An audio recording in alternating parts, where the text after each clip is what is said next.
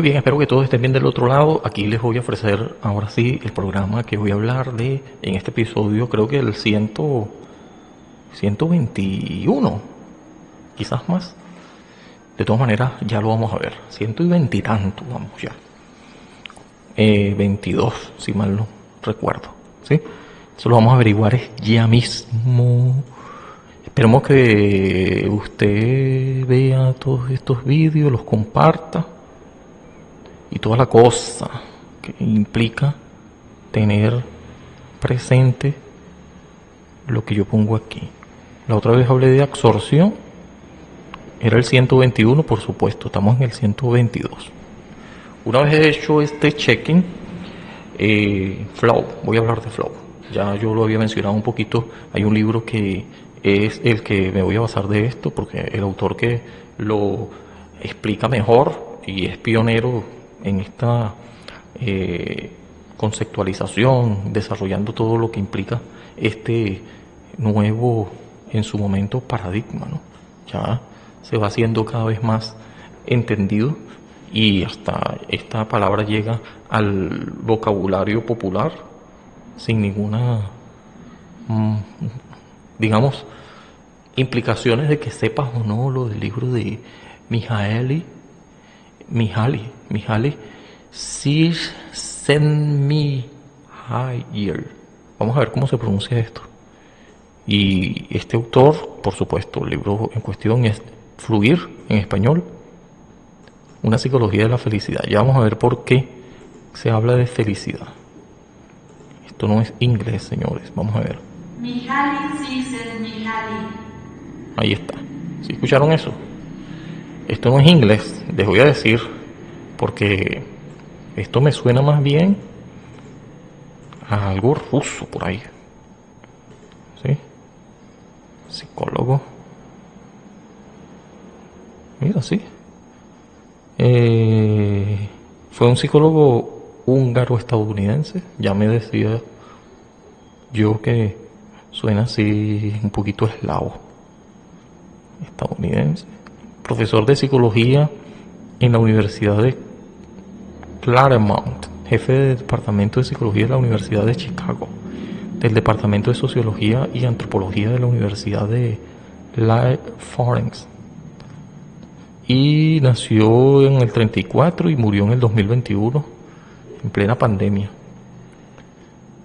Así es. De este autor es que le voy a hablar. Su libro, específicamente, Una psicología de la felicidad. Fluir, flow. Absorción completa, concentración extrema, sentimiento de control, cosas así. Retroalimentación inmediata. Todo esto es flujo. Desafío adecuado, y para lograr esta experiencia de flujo hay que elegir actividades que sean desafiantes pero alcanzables, establecer metas claras y alcanzables, asegurarse de recibir retroalimentación inmediata. Esto es importante porque cuando uno practica una actividad y tiene gratificación inmediata en el mismo proceso, esta retroalimentación se va dando, por supuesto que te da las dosis suficientes de dopamina, de adrenalina, estos neurotransmisores que te van a ayudar y van a impulsar. Justamente por eso ayudan a seguir adelante con esta actividad que te propones. Practicar la actividad con regularidad, por supuesto, no es una opción, es algo que se debe hacer. La retroalimentación precisamente va de eso, cuando nosotros permitimos que una actividad, como si de una rutina se tratara, ya empieza a ser no aburrida, sino es una estrategia clara para mantener el control y estar sumergido. Practicar la actividad con regularidad entonces es una cuestión que va agudizando y perfeccionando de alguna manera la actividad.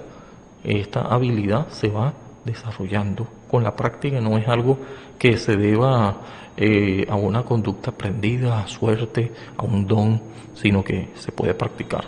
Buscar la satisfacción en el proceso, no solo en el resultado. Y esto va precisamente de disfrutar el camino, no la conclusión misma la que te impulse, sino que en el camino vas disfrutando, de modo que no tienes esta ansiedad prevalente de, ay, lo voy a lograr o no. Va independientemente de ese logro, porque esta, digamos, ansiedad de hacerlo bien, lo que va a terminar es hacer que, te torpedee el camino. Es prácticamente una especie de autosabotaje. Entonces el objetivo final es deseable, pero no es ni debe ser la satisfacción que debas asumir como que si no fuera el caso todo carece de sentido, porque fluir invita a la reflexión, a la importancia de llevarse con el camino, de sobrellevar las cosas, de disfrutar la experiencia, de modo que la experiencia sea óptima. Una vida plena y feliz va de eso. El libro ofrece herramientas y estrategias para lograr este estado y maximizar el disfrute de las actividades diarias. De eso va el libro. ¿Y qué más podemos decir? Se trata de aprender a ser creativo y alcanzar las metas y una genuina calidad de vida. Es más bien una especie de invitación a construir su propio camino, pero en la medida que este ocurra, uno lo disfruta realmente. Es una teoría, ¿verdad? Analiza las capacidades y motivaciones de los niños en relación a una actividad. En el caso de los niños con que es una especie de trastorno, ¿sí? Déjeme rapidito chequear esto aquí.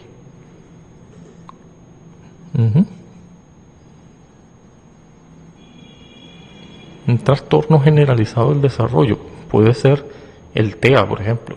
Si un niño tiene esta condición, entonces, ¿qué cosas podemos hacer? Según la teoría del flujo.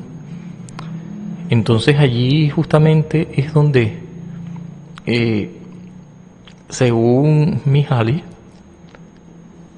flow o flujo es ese estado en el que uno se siente completamente absorto a una actividad y a tal punto que te proporciona placer, te proporciona un disfrute.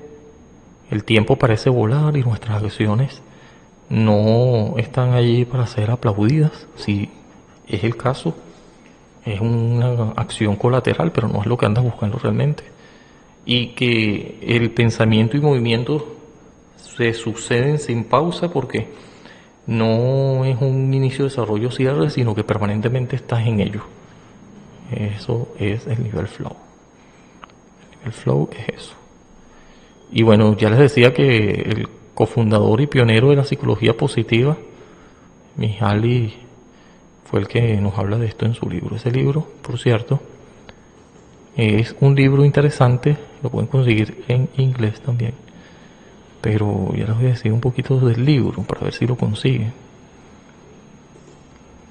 Ya yo había hablado de este libro anteriormente. Y bueno, también lo pueden conseguir. Flow. Ok. Les voy a decir de qué año es el libro. ¿De qué año? Ya les hablé de su autor. ¿Sí? Y ahora vamos a ver del año del libro.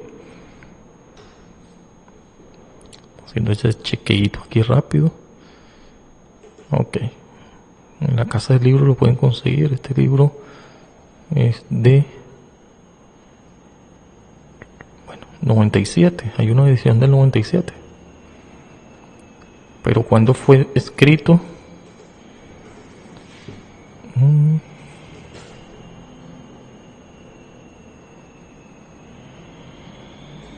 Por Amazon también está. Bueno, en fin. Es algo que pueden conseguir y leer. Definitivamente vale la pena. Por eso es que yo he hablado de eso últimamente, porque ya lo leí varias veces. Muy bien. Vamos a lo que venimos. Espero que esta lectura breve que voy a hacer nos llame mucho la atención y sirva un poquito de introducción más allá de todas estas recomendaciones que le hice del libro de Mihaly. ¿Sí? Nuestro cerebro está aprendiendo constantemente. No solamente estamos aprendiendo cuando prestamos atención plena, atención sostenida. Constantemente, todo lo que vemos, todo lo que está a nuestro alrededor y observamos, son muchas las cosas que podemos hacer repetidas veces, y en este sentido estamos consolidando, armando, sosteniendo una especie de surco neuronal o estructurando la arquitectura de nuestro cerebro, y se va dando muchas veces. Entonces la costumbre es justamente aprendizaje, como decía David Hume. Estamos hablando de que esta costumbre de ver reiterativamente, estimulados por los sentidos, por supuesto, llega a verse como que si de una regla se tratara. Podemos hasta predecir, y esto es empírico.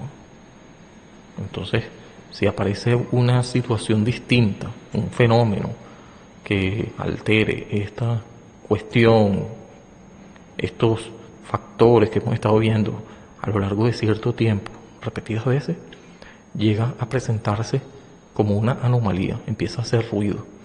Entonces ya uno pudiera o omitirlo del todo o empezar a reconsiderar nuestra cosmovisión. Este paradigma terminaría de cierta manera no a priori desmontándose, pero al menos sí hay que hacer una revisión, porque no hay que sesgarnos ante esto novedoso. De modo que la repetición es bueno, pero nos pudiera llegar, justamente porque lo damos por sentado, un letargo.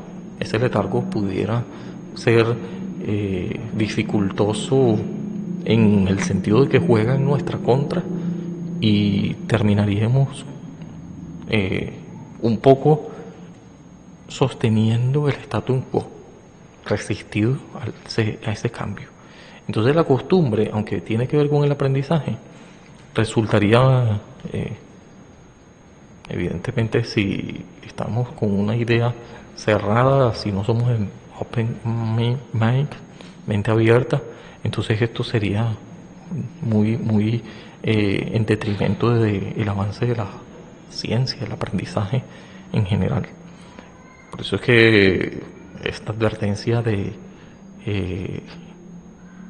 la presencia de la anomalía de Thomas Kuhn, cuando habla de ciencias normales, sí que vale la pena revisarlo, y lo mismo nos diría Karl Popper con el asunto de el falsacionismo. Si algo es positivamente y no hay manera de que sea negado, es un dogma, y un dogma es peligroso en cuanto a que si se sostiene a sangre y fuego, no toma en cuenta ninguna otra cosa. Entonces empieza a ser un dogma fanático, un dogma ya de por sí. Como dogma resultaría esto del dogma del empirismo, que nos habló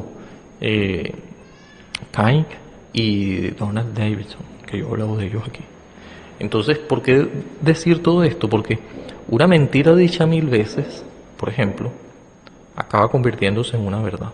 O sea que la atención sostenida, prestarle mucha atención a algo en concreto, así este algo sea mentira, y aquí lo peligroso, acabamos dándole mucha fiabilidad. Cuando estamos acostumbrados a nuestro entorno, y nuestro cerebro a su vez influenciado por este entorno, por ejemplo, a escuchar cierto mensaje en particular, también cierto tono que acompaña este mensaje, lo acabamos incorporando. Si nos desarrollamos en un mundo donde el miedo, por ejemplo, es una de las armas más potentes que tenemos, acabaremos cayendo en una credulidad de todo lo que ocurre. Es más, creyendo todo. Nuestro cerebro se adapta al entorno, a la ecología del desarrollo humano. Justamente de eso nos habló Uriel Brofran-Balena y nos recuerda la zona de desarrollo próximo de Lech Vygotsky, donde estamos. Entonces este ambiente, esta ecología, por supuesto que va a influir y va a tener una incidencia en nuestra memoria. Y esto, por supuesto, va a hacer que seamos de cierta manera. ¿Por qué? Porque hay influencia de nuestro ambiente, de nuestro exterior. Esta influencia, por supuesto, no está en código determinista, sino más bien es una condición dada que no debería, al menos, claro que nos influye, pero no determinarnos del todo. Sí que podemos salirnos de ese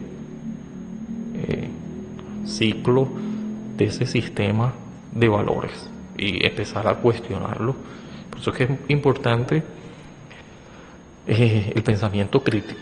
El pensamiento crítico es importante. Y quienes dicen que no, que eso suena a rebeldía, pero no, nada que ver, porque el caso está en que, claro, dependiendo de lo que estés vendiendo, hablo de una idea que estés tratando de que cale en otras personas. Estás ampliando el acuerdo, como decía Richard Rorty. Entonces, por supuesto que esto va a tener, si la otra persona empieza a prestarle atención y si esta atención es sostenida, porque de alguna forma le dimos argumentos, le expresamos con todo este aparataje que es una idea sencilla, nos decantamos por ella, una vez que vemos la utilidad también y vemos que es aquello de lo que la navaja de Ockham nos decía también, que si una idea, un concepto, una explicación, dependiendo de qué número de ellas fuera a una misma cosa, la más sencilla sería la más probable. Una explicación sencilla siempre, y además que resuelve un tema y que por descomplicada además empieza a tener incidencia o vinculación con otros temas, empieza a ser muy fácil de absorber, no sin resistencia al principio, pero al menos es incuestionable, tiene todo muy bien atado. Eso fue lo que ocurrió con la aparición de no un descubrimiento, discúlpenme que aquí estoy tratando de recordar, pero es fácil de entenderlo, creo que todos estamos familiarizados en ese punto, porque además es muy atado, están impregnados, esa es la palabra, a la cultura popular de la cuestión heliocéntrica, que es muy conocido según este modelo que nosotros se nos ha presentado y muchos los han confirmado, entendiendo que hay reglas matemáticas, físicas que terminaron acompañándolo más allá de la experiencia de verlo con nuestros propios ojos. Si es que fuiste a la luna, tendríamos que estar de alguna manera conforme con este modelo de el heliocentrismo.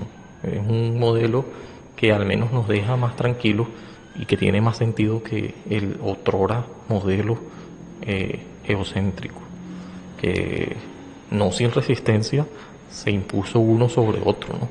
Terminó de desboronar siglos, milenios de conocimiento, incluido Aristóteles, respetado por la Iglesia Católica. Incluso había allí una aliación aristotélica, cristianismo, por no decir cristiana, y esta supuesta adversión, ciencia y religión con aquello de Galileo Galilei. Estoy haciendo un simple recordatorio, ¿no? Y más allá de Galileo Galilei, pudiéramos pensar en Kepler, pudiéramos pensar en, por supuesto, en la revolución copernicana y todas estas cosas que están en la historia. ¿Por qué digo todo esto? Y ya ir enfocándonos en el tema, porque fluir implica prestarle atención detallada a estas cosas. Y cuando son más sencillas, y esto es justamente lo que voy a reflexionar aquí, es que aquí está, por ejemplo, la idea de varios niveles. No varios, dos niveles nada más. Mientras lo consigo aquí. Estas son mis notas. El nivel de actividad. El nivel de actividad es cuando estás en la experiencia, estás teniendo una experiencia plena, disfrutando de la experiencia. Y el nivel de acción es cuando el estado de conciencia está muy centrado en cuestiones específicas. El nivel flow entonces tiene que ver más con el nivel de actividad, disfrutar la actividad, disfrutar la experiencia. Y el nivel de absorción que yo les hablé en otra ocasión, que está más asociado a la cuestión de la acción, en el sentido de que estás disfrutando no tanto, sino lo que sí estás es en estado de satisfacción, pero no una satisfacción plena como el nivel flow, sino más bien, según este diagrama que les voy a poner por aquí, que es tomado del mismo libro, ¿sí? De Mihaly, de este modelo también que tiene que ver con el control y la relajación. Ahí es donde yo apunto el nivel de la absorción, y el nivel flow ya sería uno superior. Experiencia óptima de las personas. Ahí está un esquema desafío habilidades, y lo voy a dejar por aquí por si acaso lo desean ver. Entonces, cuando hablamos de escuela, estamos hablando de ocio, y ese ocio tiene que ver con tiempo libre. Es skole en el griego, que también se puede traducir escola, que es justamente la palabra que se usa de raíz para escuela. Y tiene que ver con ocio. Uno diría, bueno, cuando estás en la escuela lo menos que tienes es ocio. Y claro que sí, hay mucho ocio allí, y hay contemplación, porque para estudiar y contemplar y reflexionar lo que hay que tener es tiempo. Por eso es que las personas, cuando están sumergidas en un trabajo y ese trabajo se hace de manera mecánica, ahí no hay tiempo para fluir ni para el pensamiento crítico. No hay ocio para que desarrollar tus propias ideas, para de alguna manera también cuestionar, o en este mismo sentido sumar, hacer que tus ideas también sean escuchadas, al menos sean escuchadas por ti primeramente, ¿no? Que tú reflexiones en estas ideas y no las ahogues, porque no hay tiempo y estás ocupado en otra cosa que no tiene que ver nada con tus pensamientos. No te ensimismas, claro, con equilibrio, pero es que hace falta tiempo libre. Lo que haces en el tiempo libre, eso es escole.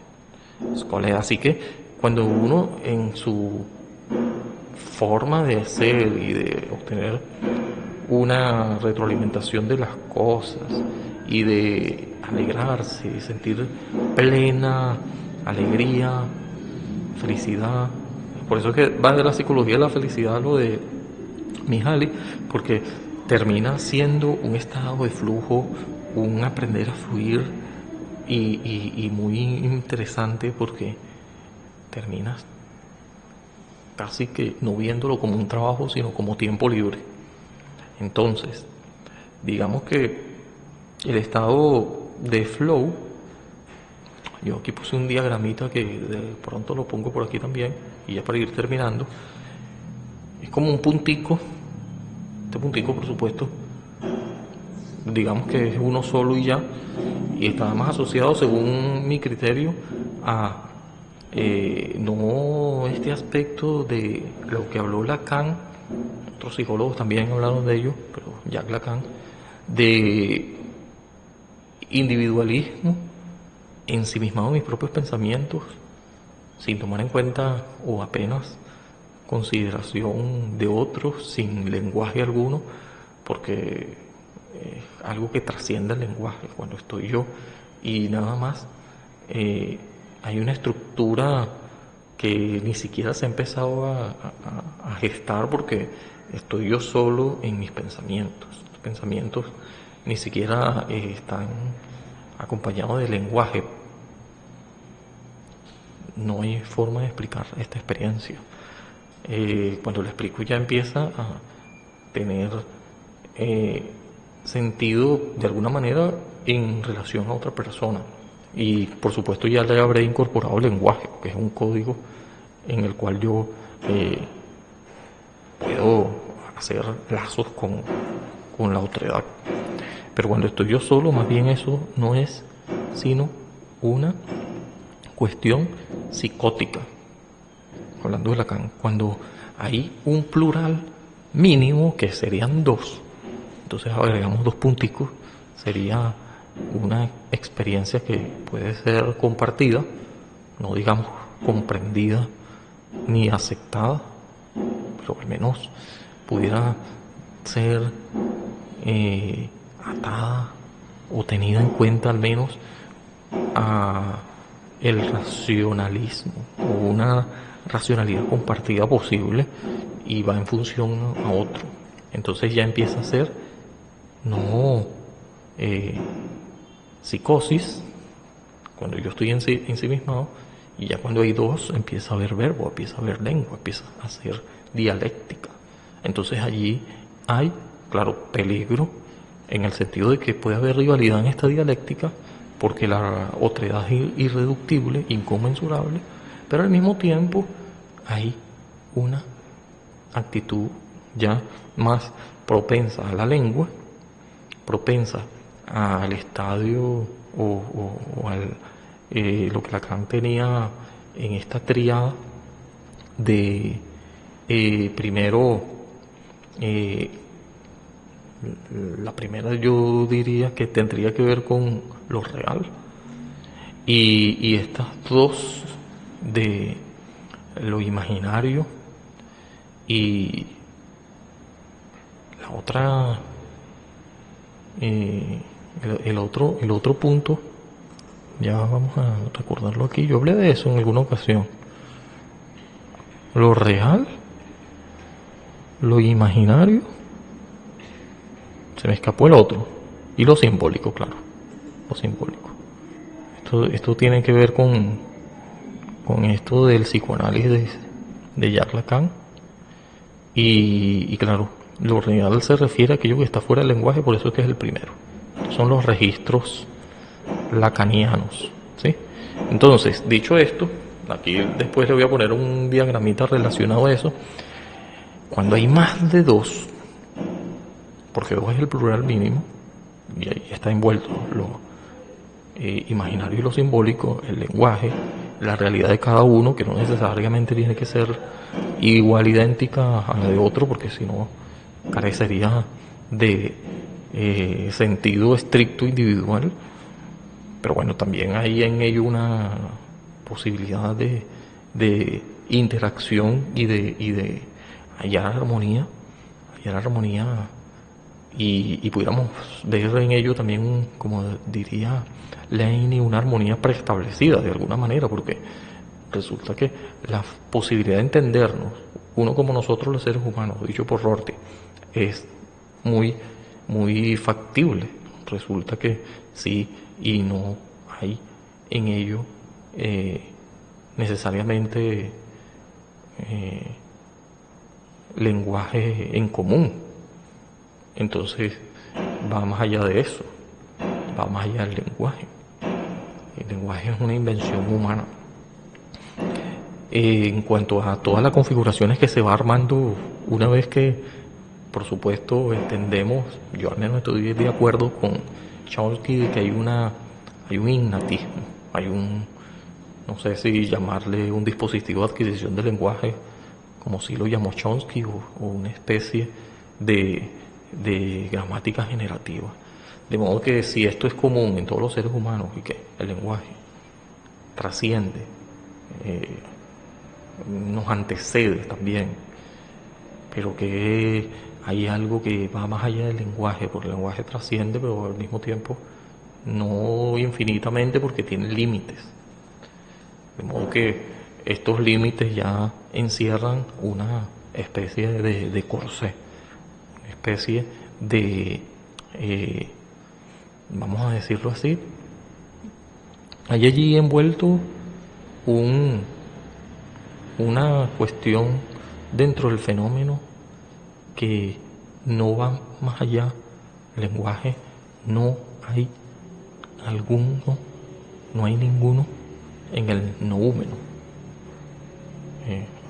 Immanuel Kant. Definitivamente, entonces, para comprender las cosas tendríamos que apelar a un código en común que, si no existe, nos los inventamos. Nos los inventamos en consenso, en código de un contrato social posible donde cambias derechos por deberes o deberes por derechos, y termina uno, no tanto, diría David Hume también, no es una cuestión racional ética, sino más bien las emociones, las pasiones. Esto no es sino que cada quien pudiera hacer lo que le diera la gana y ya, porque cada quien tiene sus propias formas de interpretación, pero sí que hay una posibilidad, al menos, de entrar en un punto en común o una convergencia, como diría Peirce. Y en esa convergencia, al menos, cedemos, ¿sí? Y aquí estoy pensando también en esta persona que yo estudié hace poco y hasta hice un podcast al respecto, hablando de Isaiah Berlin, de cómo podemos tener una comprensión, no necesariamente aceptar todo, pero sí una comprensión posible de cómo el otro piensa. En la medida que nos dé señales, y como es humano igual que nosotros evidentemente podemos comprender, no digamos aceptar esta idea o cosmovisión del todo, pero comprenderlo sí. Y tendríamos que negociar allí también en el sentido de la ética para poder entendernos unos y otros, y encontrarnos en una especie de punto en común también. De eso nos habló Isaías Berlin. ¿Y por qué todo esto y qué tiene que ver esto con el flow? Porque resulta, y aquí es el punto, que cuando hay más de si seguimos con los punticos, ¿verdad? Este es el punto de los punticos. Cuando hay más de uno y le agregas más elementos a más variables, por supuesto que va a haber más divergencia. Entonces, por eso es que tocamos estos autores.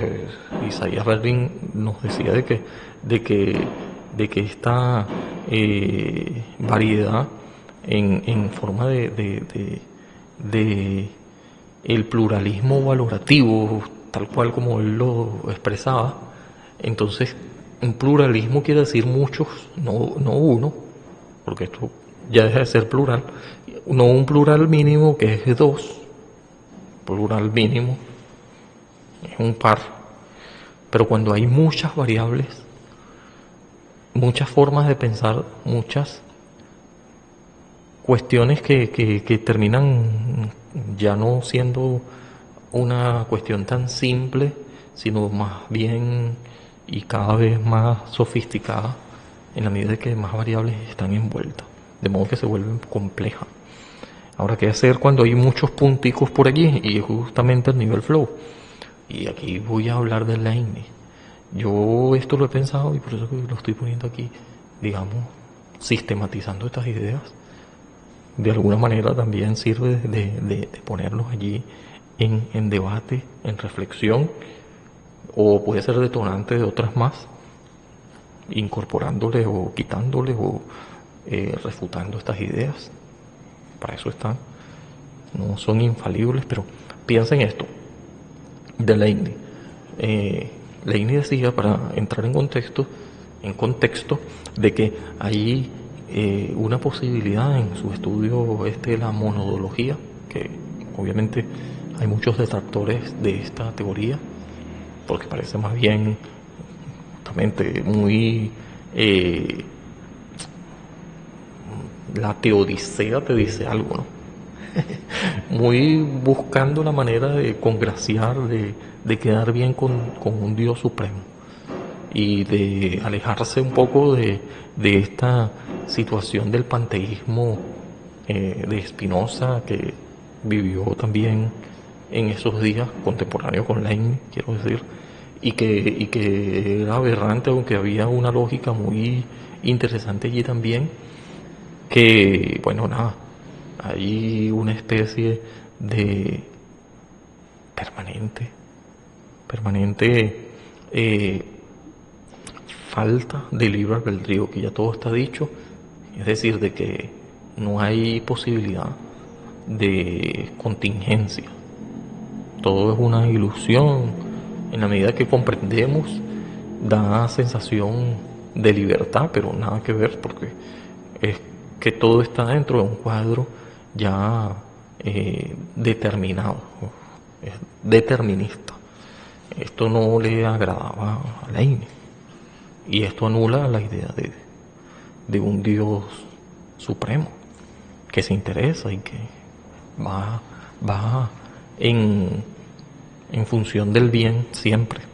Entonces, por eso está el problema del mal, de dónde salió el mal y todo eso, ¿no? Entonces, claro, yo no voy a detallar todo esto porque lo puede leer en la Teodicea, pero en la teoría que pudiéramos decir la monodología, concretamente, de Leibniz, una vez más, hallamos esta cuestión de que él fue el primero que, no sé si el primero, pero al menos uno de los que yo he leído de la época, más allá de la Ilustración, ¿no? Estamos hablando de muy temprano, entre la modernidad todavía no tan concreta y saliendo del oscurantismo de alguna manera. Ni siquiera estamos hablando del modernismo todavía, estamos hablando de Leibniz. Entonces, por ahí también apareció el racionalista más tarde, o en esos días también, pero hay que revisar las fechas cronológicas, pero René Descartes hablando de que, bueno, también alejándose un poco de estas ideas de el judeocristianismo aristotélico, por llamarlo de alguna forma, de la escolástica, de donde venían ellos, de estas escuelas netamente religiosas, ¿no? Por así decirlo, escolásticas, nada más y nada menos. Y todo este contexto, ahora hablando de Leibniz, nos lleva a pensar en lo que él decía con prevalencia, no sé si el primero, pero de la verdad de hecho, verdad de razón. Ahí es donde voy a caer. Ya no lo voy a hacer tan largo. Ustedes pueden leer toda esta historia y pueden buscarla por lo que sea que en su disposición esté. Hay muchos buscadores, incluidos la inteligencia artificial, muchos libros que hablan de esto. Pero bueno, más allá de esto, para entrar en contexto, en este contexto de Leibniz y la verdad de hecho y verdad de razón. Dice que la verdad de hecho es cuando el predicado está contenido en el sujeto. Es decir, todas las cosas posibles que puede hacer un sujeto contenidos en el sujeto. Entonces esto es la verdad de hecho, ¿sí? La verdad de hecho. Por ejemplo, César cruzó el Rubicón. Este es un ejemplo muy típico. Entonces, tendría que yo saber qué hay en la mente de César, más allá del mismo incluso, que le permitieran hacer esto. Una vez que ocurre, por supuesto, es fácil predecir un suceso que ya ocurrió. O sea, no tanto ni predecirlo. Vamos a decir que señalarlo como hecho histórico. ¿Sí? Predecirlo, diría yo que si este hombre, César, tiene la costumbre de ser guerrero y de no tener miedo a nada, y este ha sido una especie de conducta que le caracterice, entonces yo pudiera apostar de que él va a cruzar el Rubicón, porque puedo de alguna manera, conociendo el sujeto, César, entonces yo puedo anticiparme con mucho margen de error, por supuesto, porque hay muchas variables que quizás yo no me veo venir, ni siquiera César. Entonces yo puedo, con todo y todo, de alguna forma atreverme a predecir de que César efectivamente va a cruzar el Rubicón. Esto es una verdad de hecho, verdad de razón. Ya les voy a decir por qué esto tiene que ver con el flow, desde mi óptica al menos. Es que la verdad de razón tiene que ver con, en contraste con la verdad de hecho, es que no está contenida en el sujeto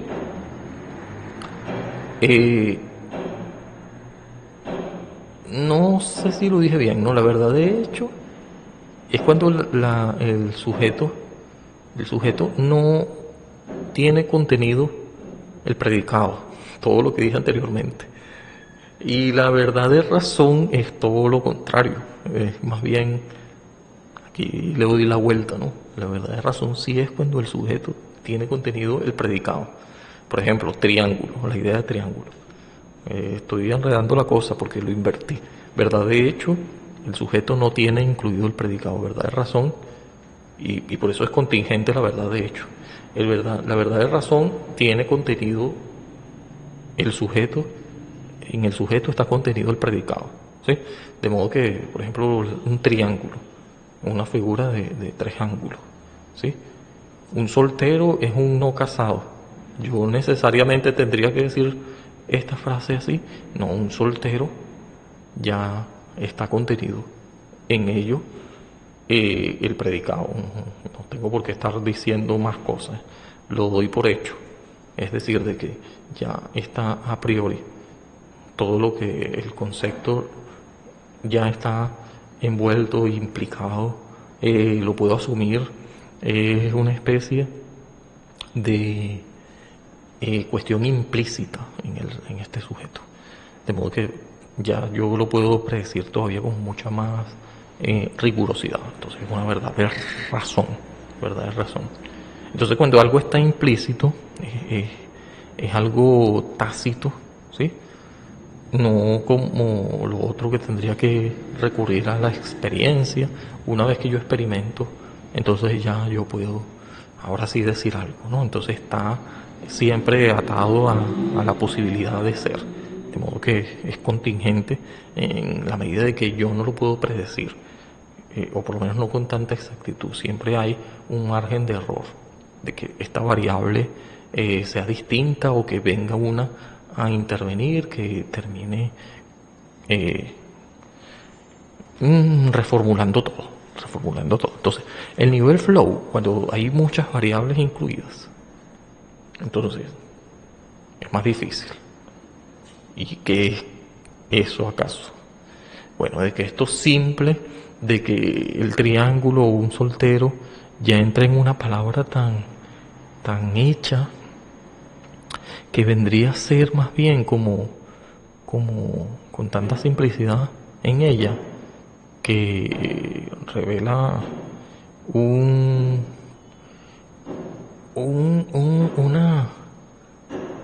concepto que yo hablé aquí también de lo apofántico, ¿no?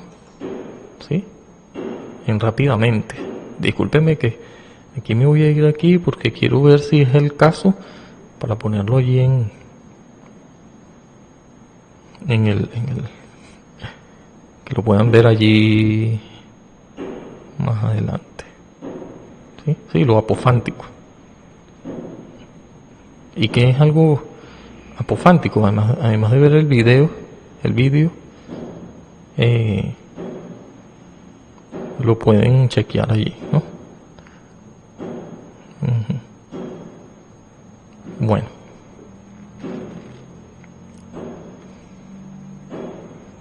Lenguaje apofántico, de eso yo hablé. Yo hablé la vez pasada. Yo hablé la vez pasada de eso.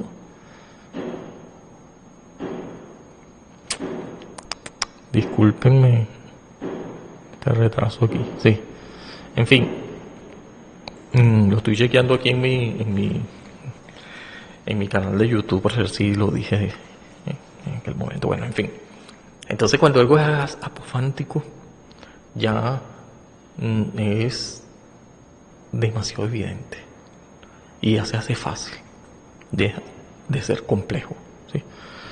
Se puede señalar con el dedo, no depende tanto de los sentidos ni de la experimentación.